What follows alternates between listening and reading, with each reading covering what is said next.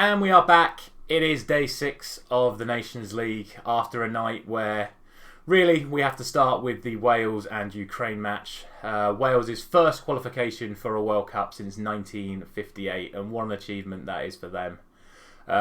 It seemed inevitable that it would come down to the talismanic players, and it was a Gareth Bale free kick deflected in, unfortunately, by Andrei Yarmolenko, which got Wales that 1-0 win.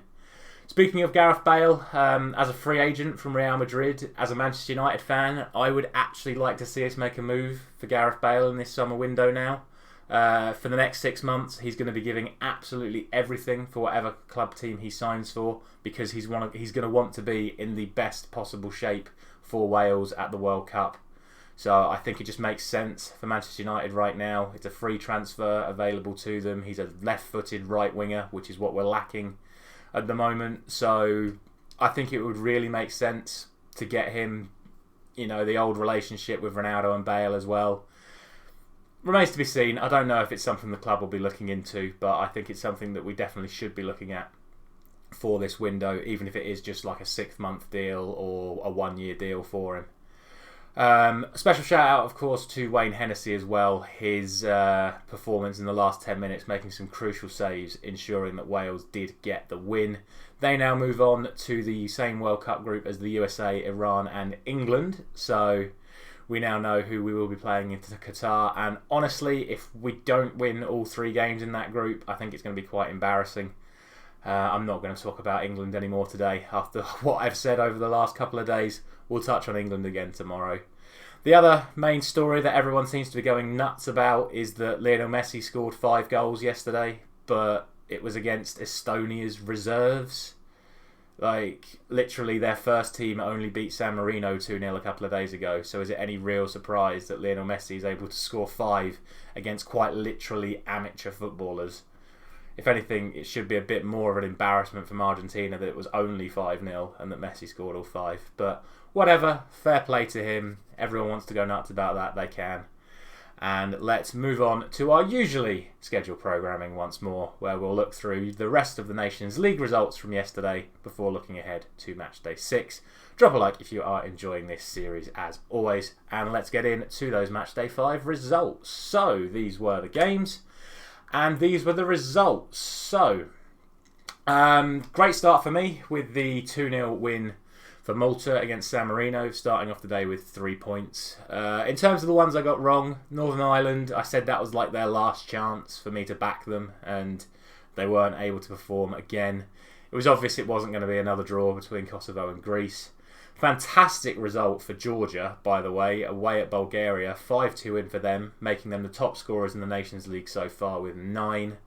Erling Haaland doing what Erling Haaland does best to get the 2 goals against Sweden. I said that would be a tight one that I didn't really want to call either way. Norway deservedly got the win in the end thanks to Haaland's goals. And what a performance from the Czech Republic. Unlucky not to get the 3 points if it wasn't for a last-minute equaliser from Inigo Martinez. Would have seen them top of that group, but now they sit second on goal difference behind Portugal, who were led by a fantastic performance by Cristiano Ronaldo once again, as he got 2 in the 4-0 win against poor old Switzerland. Anyway, a matchday score of 6 for me yesterday. Not too bad, bringing my tournament score so far after up to 23 after 5 days so far. As always, I will include the copy and paste option so you can let me know how you got on yesterday and how you're getting on for the tournament down in the comments. And let's dive in to match day 6. Starting with League D Group 1, we have Latvia and Liechtenstein. Latvia getting the win in their opener, Liechtenstein losing at home in their opener to, unfortunately for them, a team that is weaker than Latvia. So, in my opinion, this is a comfortable win for the Latvians, and I am going to go for a 4-0 win for them in that one. The other game in this group is a little bit tighter. Andorra and Moldova, not too far apart in the FIFA rankings. They have played a fair few times over recent times, and it has been very close between them on every single occasion. I am going to give this one to the home team though. I'm going to go for a 2-1 win to Andorra in this one. But it wouldn't surprise me to see Moldova get something. It is just more expected that Andorra get their win in that one. On to League C, and we have the group of Belarus, Azerbaijan, Slovakia and Kazakhstan, and we start with the Belarus Azerbaijan game.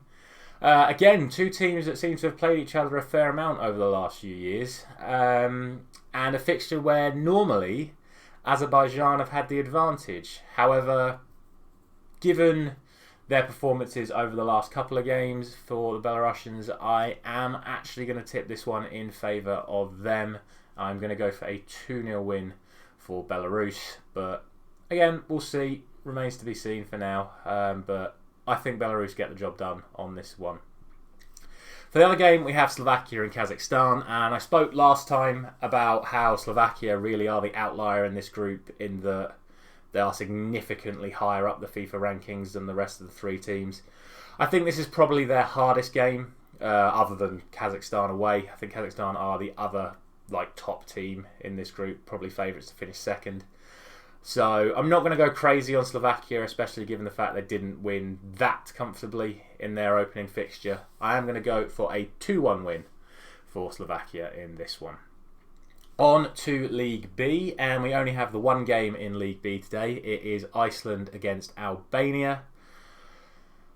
I still aren't confident enough on Iceland right now to say that they are going to win this game. I thought they would lose to Israel, and they managed to get a 2-2 draw. I think Albania are a better team than them. They have some better players, just in my opinion.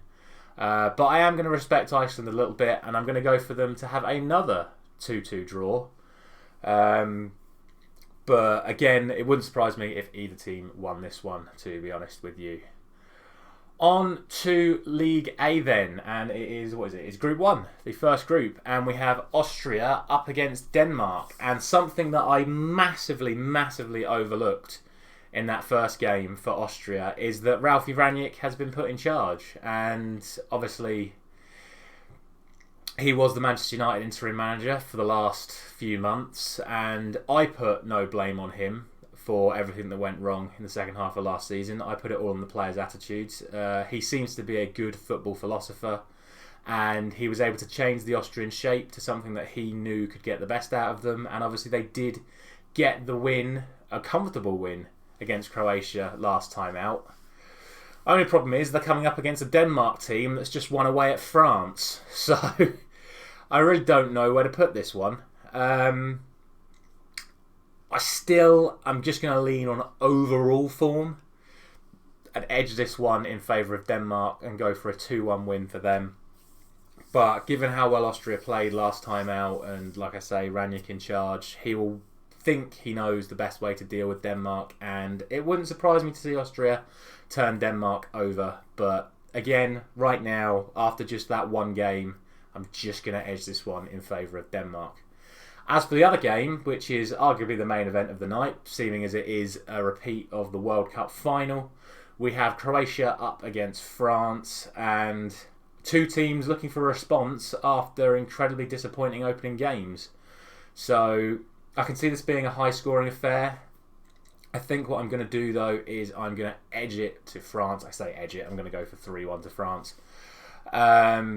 They should just have too much quality for a Croatian team. You never know, though. They obviously underperformed against Denmark and were caught napping with the 2 goals from Cornelius. And Croatia are a good team on their day, so we shall see. But kind of like with the Northern Ireland thing, this is like France's last chance for me. If they don't win this one, then maybe I look differently towards their remaining fixtures. But for now, I have to say that France beat Croatia in this fixture. And that will do it for today's video. As always, I will put down in the description of this video all the fixtures for today, allowing you to just quickly copy and paste them down into the comments so you can put in your predictions. Please consider subscribing if you are new around here. The channel's been growing very nicely over the course of this week as we've been doing these predictions. Drop a like if you're enjoying this series. Share it with a friend so you can get them involved as well. And don't forget to ring that bell so you can get your predictions in before anybody else. And I will see you again tomorrow morning for more talk about England. Thank you very much for watching.